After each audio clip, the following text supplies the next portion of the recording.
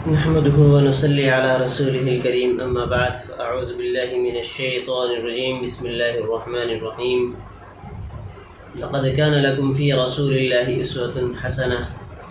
اللہ رب العزت نے کلام پاک کی اس آیت کے اندر اپنے بندوں سے ارشاد فرمایا کہ اللہ کے رسول کی ذات میں تمہارے لیے ایک بہترین نمونہ ہے۔ نمونہ کس چیز کو کہتے ہیں؟ نمونہ وہ چیز ہوتی ہے جس کو دیکھ کر کے دوسرے لوگ اس کے مطابق کام کرتے ہیں۔ مثال کے طور پر ہم نے درزی کو سلانے کے لیے ایک کرتا دیا ہے، اب وہ کرتا ہم نے کہا ہے درزی سے کہ یہ جو کرتا ہے بالکل ایسے ہی تمہیں ایک دوسرا کرتا سلنا ہے، لہذا اگر وہ درزی بالکل اس کرتے کے مطابق سلتا ہے تو گویا کہ یوں کہیں گے کہ یہ دوسرا کرتا پہلے کرتے کے نمونے کے مطابق ہے۔ لیکن اگر وہ درزی ایک آستین لمبی کر دیتا ہے یا پائچہ لمبا کر دیتا ہے یا کچھ اور گھٹا بڑھا دیتا ہے تو یوں کہیں گے کہ تمہارے سامنے پہلے کرتے کا نمونہ موجود تھا، اس کے باوجود تم نے جو ہے اس کے مطابق نہیں سلا ہے، لہذا وہ اس کرتے کو اس کے منہ پر دے کر کے مار دے گا۔ تو ایسے ہی اللہ کے رسول صلی اللہ علیہ وسلم کی ذات ہمارے لیے ایک بہترین نمونہ ہے۔ ہر کام کے اندر، ہر عمل کے اندر جو ہے ہم اللہ کے رسول صلی اللہ علیہ وسلم کی ذات کو دیکھے آپ نے کس طریقے سے عمل کیا ہے۔ تو شعبان کا مہینہ چل رہا ہے، شعبان کے مہینے میں بھی اللہ کے رسول صلی اللہ علیہ وسلم کی ذات مبارکہ کو دیکھے کہ آپ علیہ الصلاۃ والسلام نے کس طریقے سے شب برات منائی ہے، کس طریقے سے آپ نے اعمال کیے ہیں۔ پتہ چلتا ہے کہ اس رات کے اندر دو چیزیں بہت اہم ہیں۔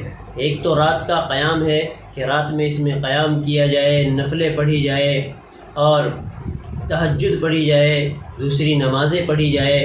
ایسا بھی ضروری نہیں ہے کہ پوری رات کے لیے قیام کیا جائے، بلکہ جتنا ممکن ہو سکتا ہو اتنی دیر جاگا جائے، اور اگر زیادہ دیر جاگا نہیں جاتا تو پڑھ کر کے سو جائے۔ ورنہ تو سب سے بہترین عمل یہ ہے، اگر نہیں ہو سکتا آپ پر، رات بھر آپ نہیں کر سکتے کسی عمل کو، تو سب سے بہتر یہ ہے کہ آپ عشاء کی نماز پڑھیے، عشاء کی نماز پڑھ کر کے سو جائیے اور کوئی برائی، کوئی خرافات نہ کیجیے، اور صبح میں اٹھ کر کے فجر کی نماز پڑھ لیجیے۔ اللہ تبارک و تعالیٰ پوری رات کا آپ کا عبادت کا ثواب لکھ دیں گے۔ لیکن ہوتا یہ ہے کہ اس رات کے اندر نفلیں تو پڑھی جاتی ہے، تہجدیں تو پڑھی جاتی ہے، صلاۃ التسبیح تو پڑھی جاتی ہے، لیکن خرافاتیں بہت زیادہ ہوتی ہیں۔ کہیں پٹاخے چل رہے ہیں، کہیں گاڑیاں چل کر کے قبرستان جایا جا رہا ہے، کہیں شور مچاتے ہوئے راستوں میں چل رہے ہیں، تو یہ دوسرے لوگوں کی تکلیف کا باعث بنتا ہے، دوسرے لوگوں کو تکلیف پہنچتی ہے۔ ہم ثواب کمانے چلے تھے، الٹا گناہ کما رہے ہیں۔ تو ایک تو اس رات کے اندر قیام اللیل یعنی رات کے اندر نفلیں پڑھی جائے، اور اس کے لیے کوئی صورت متعین نہ کی جائے کہ بھئی یہی صورتیں پڑھنا ضروری ہے اور اتنے نفل پڑھنا ضروری ہے، جتنا بھی ممکن ہو سکے اتنا پڑھنے کی کوشش کی جائے۔ دوسری چیز، اس کے دن کا روزہ آتا ہے کہ دن میں اس میں روزہ رکھا جائے، لیکن ان چیزوں کو ضروری نہ سمجھا جائے کہ اگر کسی نے دن میں روزہ نہیں رکھا تو یوں کہنے لگ جائے کہ اس کو گناہ ملے گا، یہ روزہ نہیں رکھتے، یہ رات میں نہیں جاگتے۔ کوئی جاگتا ہے تو ٹھیک ہے، کوئی نہیں جاگتا تب بھی ٹھیک ہے، اور کوئی نفلی روزہ رکھتا ہے تو ٹھیک ہے، اگر کوئی نفلی روزہ نہیں رکھتا تو بھی ٹھیک ہے۔ تو اس رات کے اندر یہ اعمال اپنی زندگی کے اندر کیے جائے، اور اللہ تبارک و تعالی پہلے آسمان پر اس رات میں تشریف لے آتے ہیں اور یوں فرماتے ہیں اپنے بندوں سے، ہے کوئی مغفرت چاہنے والا کہ میں اس کے گناہوں کو معاف کر دوں، ہے کوئی رزق چاہنے والا کہ میں اسے روزی عطا کر دوں، ہے کوئی توبہ کرنے والا کہ میں اس کی توبہ کو قبول کر دوں۔ تو اللہ بندوں کی مغفرت فرماتے ہیں، لیکن کچھ لوگ ایسے ہیں کہ اس رات میں وہ مغفرت سے محروم رہتے ہیں، اللہ تبارک و تعالی ان کی توبہ بھی قبول نہیں فرماتا۔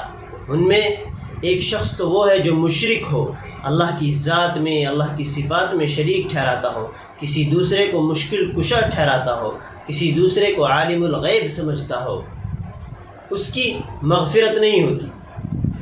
دوسرے، بغض، دل میں کینہ رکھنے والا شخص، اللہ ہماری حفاظت فرمائے، کینہ رکھنے والے شخص کی بھی اس رات میں مغفرت نہیں ہوتی۔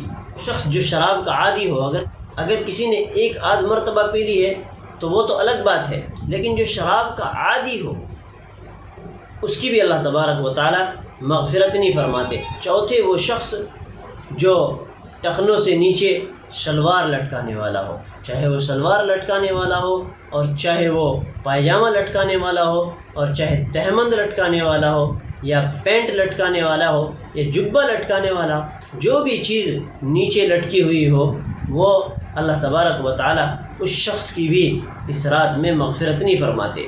لہذا اس میں بچا جائے کہ آدمی اپنے ٹخنوں سے نیچے پائجامہ، پینٹ، کرتا، جبہ اور جو بھی کچھ ہو سکتا ہو ان سب سے بچا جائے۔